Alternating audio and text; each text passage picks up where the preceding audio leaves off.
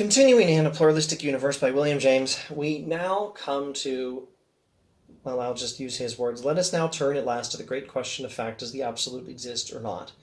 This ultimate reality that is the absolute, that contains everything else, the ultimate one that is taught by the Hegelian philosophers. Does it exist? Considering it as a matter of fact to be determined by looking at the world. That's James' recommendation for how we go about it.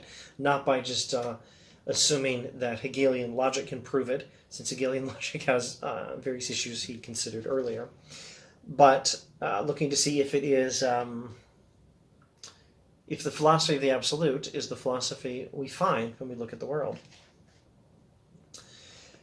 Does the absolute exist or not? The great question of fact, which all our previous discussion has been preliminary. So James is now moving into this question. Does the absolute exist or not? Considered as a question of fact. And in this video, what's left of it, we are going to look just at some of his preliminaries, and then we'll probably resume about 2 paragraphs later in the next video. So I may sum up, says James, I may sum up that discussion, the preliminaries we've gone through so far, by saying that whether there really be an absolute or not, no one makes himself absurd or self-contradictory by doubting or denying it. Summarizing what's come before, James says,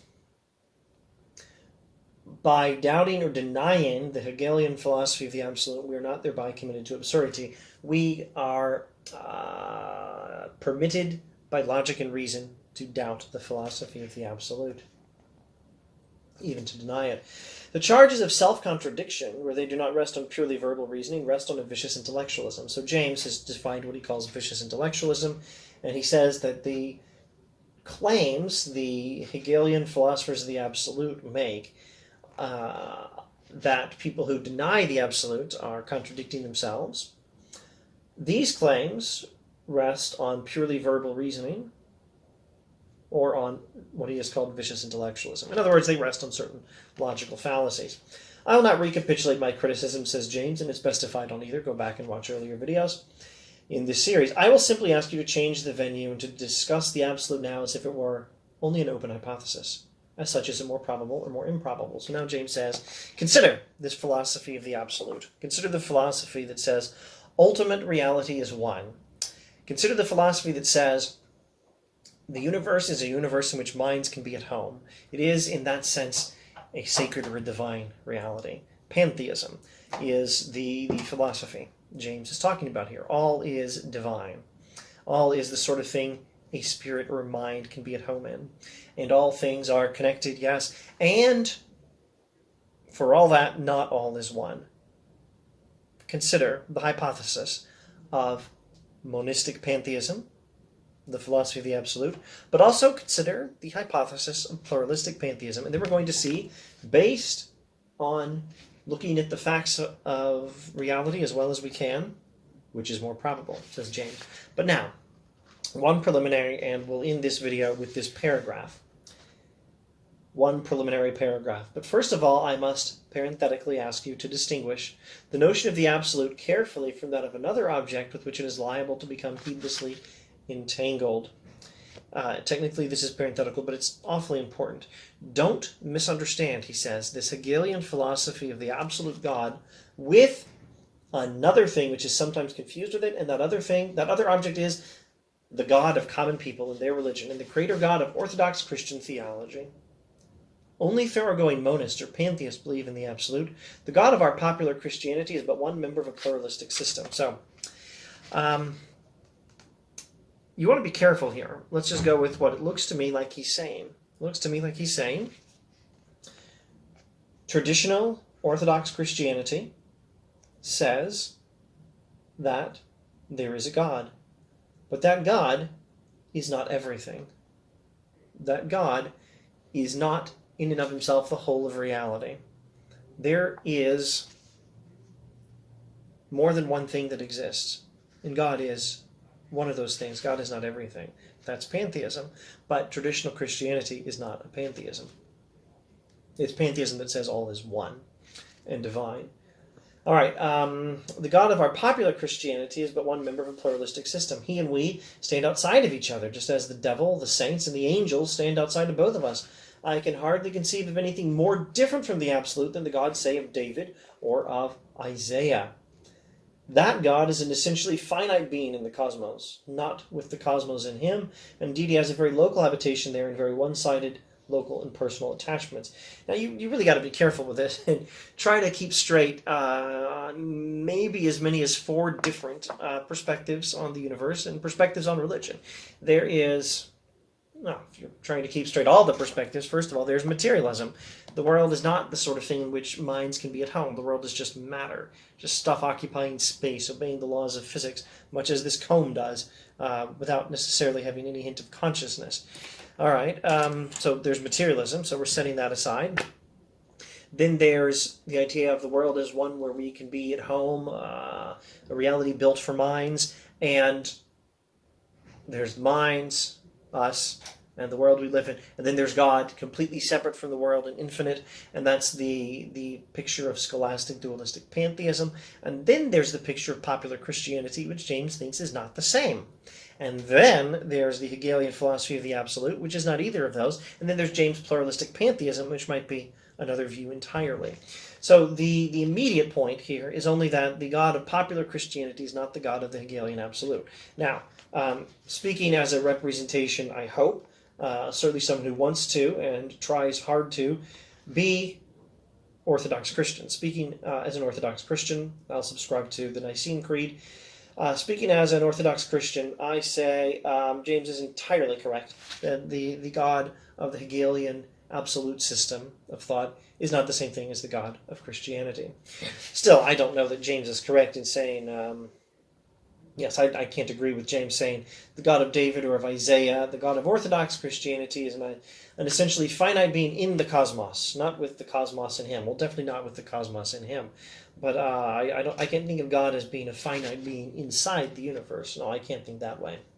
So I don't think James is quite correct himself. So if you want to really do this right, if you can, you want to keep track of maybe as many as 6 different perspectives. There's materialism, all is matter, scholastic dualism, scholastic theistic dualism, as he described in an earlier chapter. Was that chapter 2 or chapter 1? Chapter 2, I think it was.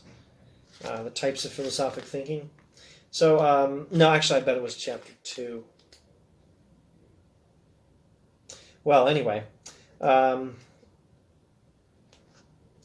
I bet it was chapter 1. Anyway, there's 1, materialism. 2, scholastic dualism.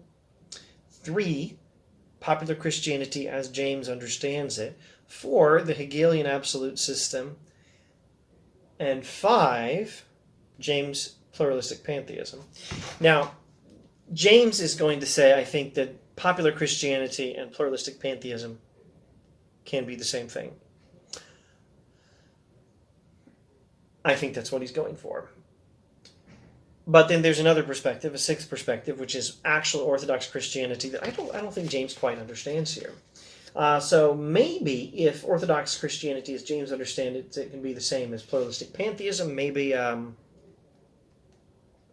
we don't need to treat those as separate perspectives. But I think James is not going to say that Orthodox Christianity is pluralistic pantheism. No, I think he's going to treat that as a separate, a distinct thing. Not necessarily separate, but distinct. The point is these are views that can be, these are views that are compatible. One can subscribe to both, but they are not necessarily the same views. One could be a pluralistic pantheist without being an Orthodox Christian. All right, so there's materialism, there's scholastic pantheism, scholastic dualistic pantheism, as James describes it in an earlier chapter.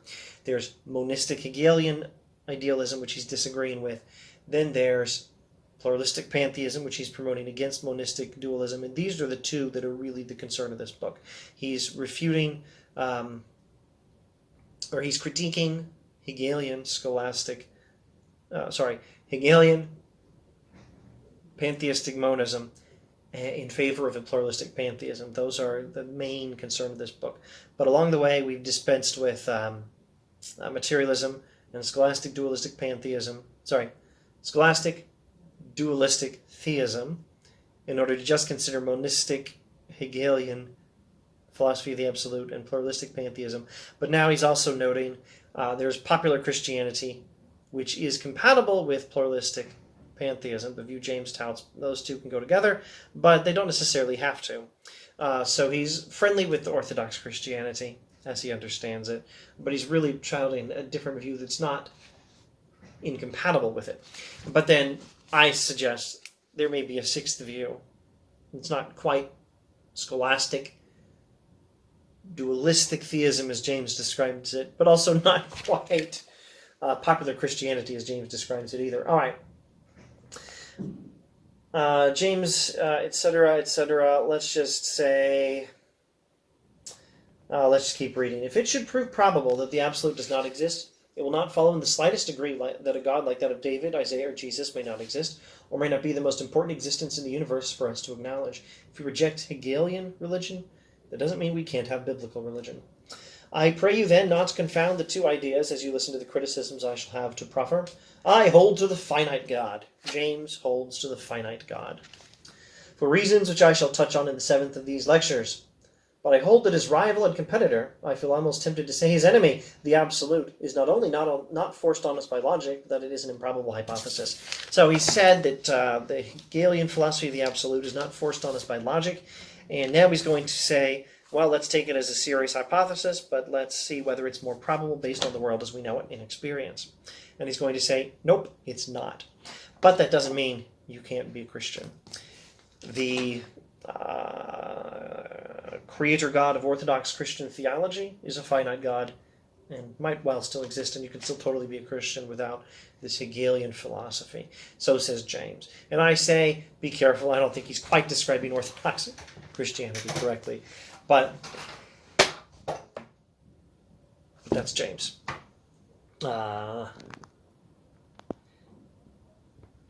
Describing Orthodox Christianity correctly. I don't know. Should I even say something about this? I might as well. What are the major points? God would definitely be distinct from the universe, not a part of the universe God created. And I think it'd be appropriate to say God is infinite. Or at any rate, for all we can comprehend the divine, yes, God is infinite. God is beyond any finite thing we can conceive of. God is the creator of the universe, distinct from the universe, outside the universe and all that. But none of that means that scholastic dualism is right. It means scholastic dualistic theism, as James critiqued, is almost the right sort of philosophy. But theologically speaking, let's remember, in the beginning, God created the heavens and the earth. God made human beings in his image. And God gave the Torah. And keep going in the Bible. Look at the Christian account. God the Son, one of the three people who is God. God being God the Father, God the Son, God the Holy Spirit. One God, but three persons who are God. God the Son became a man, took on human flesh. So, one of the people who is God became one of us. So God is not, God is distinct from the universe, but is active within the universe. There are places, as N.T. Wright is good at explaining, where heaven and earth connect. So I don't think James is quite giving us a correct picture of Orthodox Christian theology, either when he dispenses with philosophical scholastic dualism, or when he says, I'm still totally cool with Orthodox popular Christianity. All right, let's see if I can at least clarify that one thing that I keep alluding to but not specifying. To be precise, it is in Lecture 1, not Lecture 2, that James critiques scholastic, theistic dualism.